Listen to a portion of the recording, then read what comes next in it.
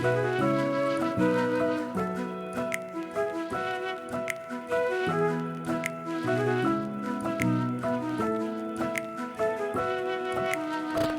you very much for this opportunity, Lefafa.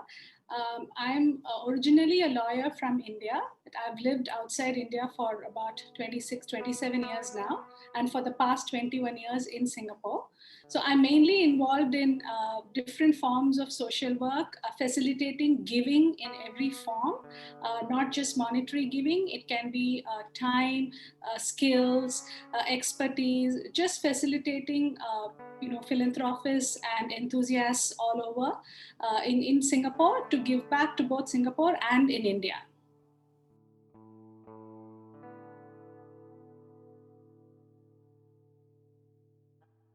So initially in Singapore, I had the opportunity to start a giving circle called Focus India Forum.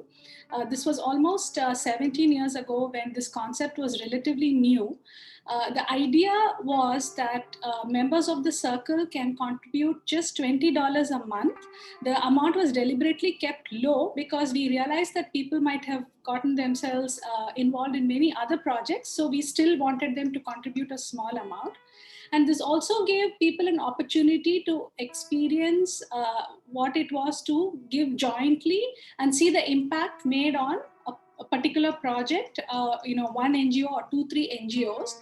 And if they liked what that NGO was doing, they could get involved in a more sustained and in a bigger scale.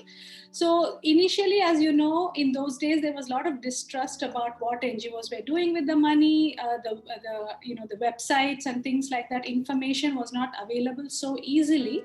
So this was a very nice model to first get involved with a small amount and then see the impact for themselves.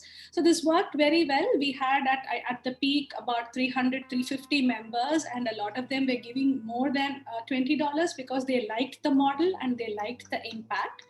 So this was a very successful experiment in joint giving and also getting used to the idea of starting small and getting involved in a bigger way. Then subsequently, along with two of my friends, I started a social enterprise called Bridgeable.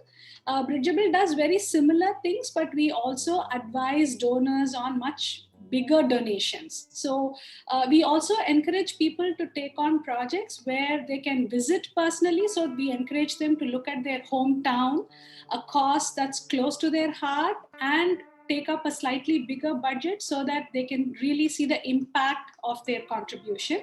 So Bridgeable kind of took on from Focus India Forum to take it to the next level and make higher impact. And that's what I've been doing for the past 6 years.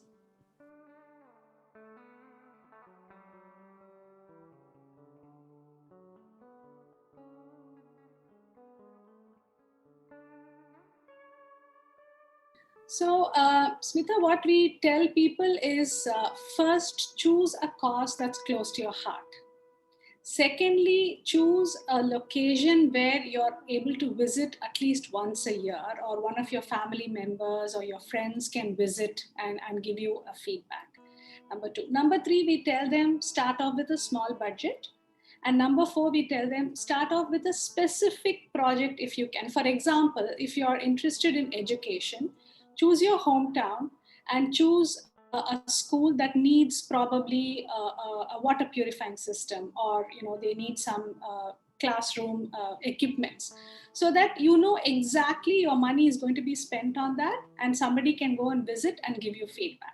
So start in that way, get involved. So I always feel that unless you spend a little bit of time and effort, so for example, I jokingly tell people, if you want to buy a television or if you want to buy a refrigerator or a phone, you do some research, right? You put in that effort, you compare, you read up, you ask your friends. Similarly, if you want to make an impact, you have to put in some time and effort, and even maybe one or two personal visits before you start contributing your time and money.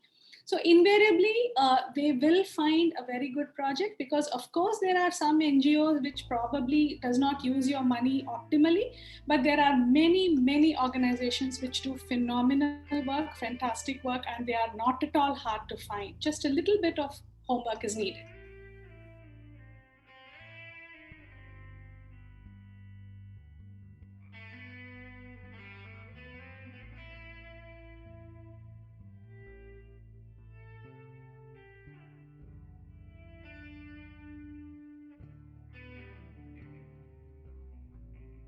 that is indeed a tricky question.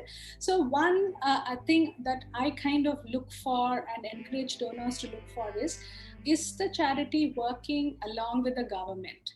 Because there are lots and lots of government schemes and there are lots and lots of money available with the government.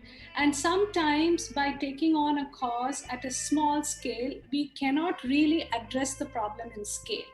So wherever they are supplementing, for example, one of my favorite causes is by Aid India, where they have this program called Eureka Kids, where they support the government school children. They supplement by giving them an extra teacher or evening classes, or giving them certain classes which are not typically available in government schools.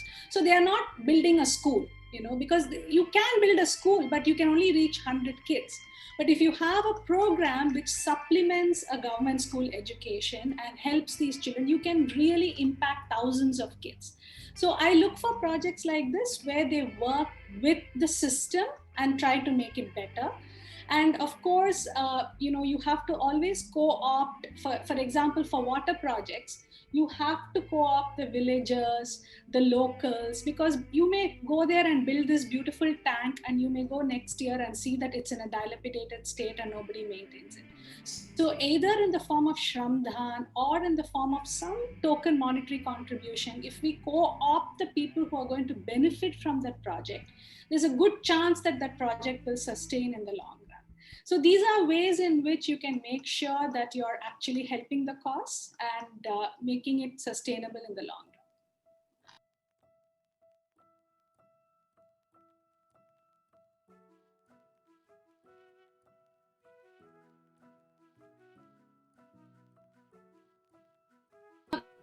I think basically it comes to education and employability, Tilo. For example, 2 years ago, I had the opportunity to visit a high hospital in Bihar called Akhand Jyoti.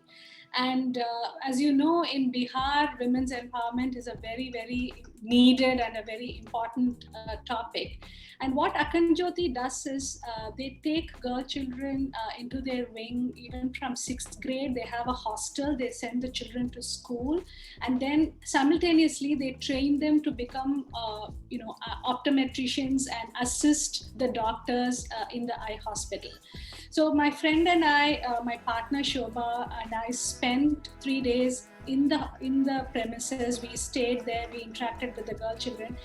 It was so humbling and so amazing to see and listen to their stories, and how all of them uniformly, because they were all children, 6th grade, 7th grade, and we asked them, are you missing home? How does it feel to be away from the family? And all of them unanimously said, no, we are not missing home. We are so happy to be here because we are shaping our destiny. And it was a very, very powerful moment for me to hear their stories, because I really saw my daughters in them, my daughter, my son in them. And I said, the only thing that separates the two children is opportunity. They are in no way less smart or not aware or compared to my own daughter. So they were given this opportunity and they were shining.